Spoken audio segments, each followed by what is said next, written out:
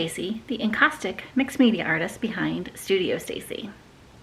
In this week's video, I thought I would have a follow-up conversation to last week's video, which was all about overwhelm and self-doubt. If you missed that video, I'll link it up there somewhere. I believe quite a few of you are beginner encaustic artists, which is not to say that this video and conversation won't apply to everyone, but it is going to be a little bit more encaustic specific. I'd like to talk about doing what is right for you, or doing what works for you. So for example, I like to tape off of my edges on the paintings and then remove the tape at the end of the painting process and have nice clean edges. Other artists don't tape off their edges. They have messy edges and you can really see glimpses into where the painting started and where the painting ended. Either way, there's no right or wrong way to finish off your edges. I also like to use some white gesso on my panel before I start the painting process.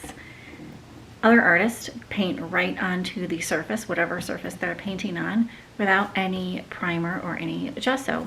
Some like to see the wood grain showing through, depending again if they're painting on a wood surface. It's just all a matter of personal preference, so I encourage you to try it all.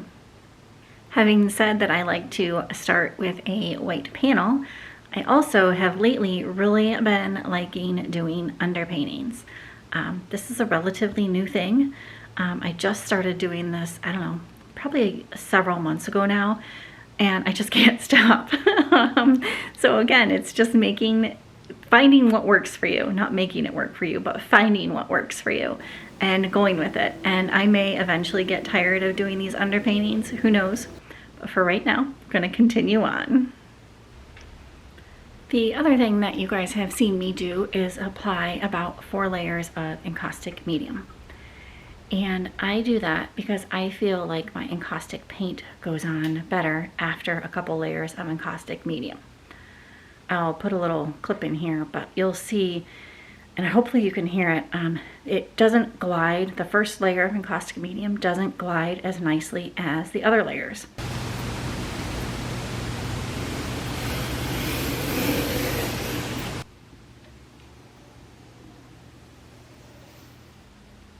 Even though I have warmed up the panel with a torch, it still kind of catches in areas, if you will. So I personally like to apply 4 layers of encaustic medium. Again, this is definitely not needed, not a requirement. There are a lot of artists that just go right in with their encaustic paint and don't layer anything initially with encaustic medium. All okay. So experiment. Find your own path and do what works for you.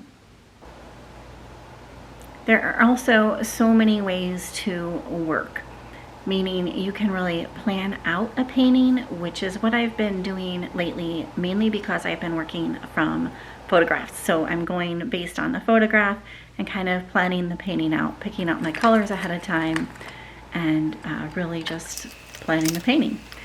You can also work very intuitively, which I'm doing a little bit in this series, kind of letting the picture and the painting, when I get to a certain point, lead me in a certain direction. You can start working very intuitively right from the start of a painting by just going, yep, I want that color, and just putting that color down there, and that leads you to the next color or the next mark. And then you can also work by playing and experimenting, which is what I did in the mini exploration series. If you guys missed that, I will link that playlist up there somewhere. But I worked by just messing around with different materials and experimenting with each and every piece. So I encourage you to try all of that out and see what really resonates with you.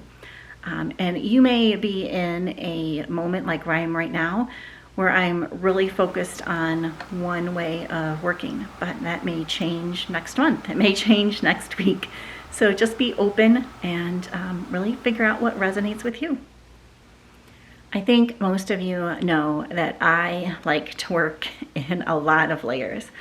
A lot of both translucent layers and opaque layers.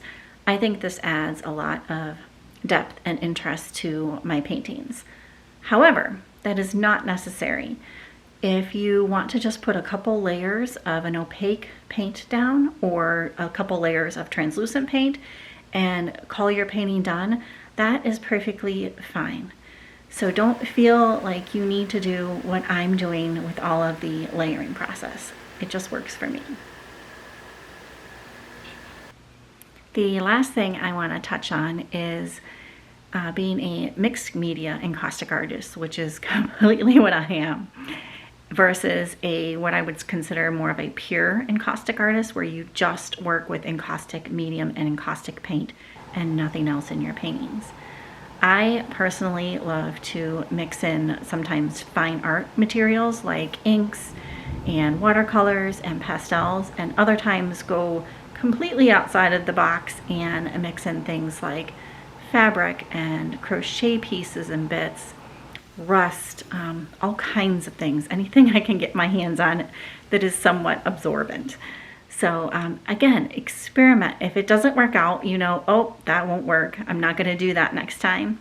It's fun to mess around and to play and to really figure out what works for you. So that's the last thing I wanted to touch on. Thanks so much for coming along on this chatty little painting adventure with me.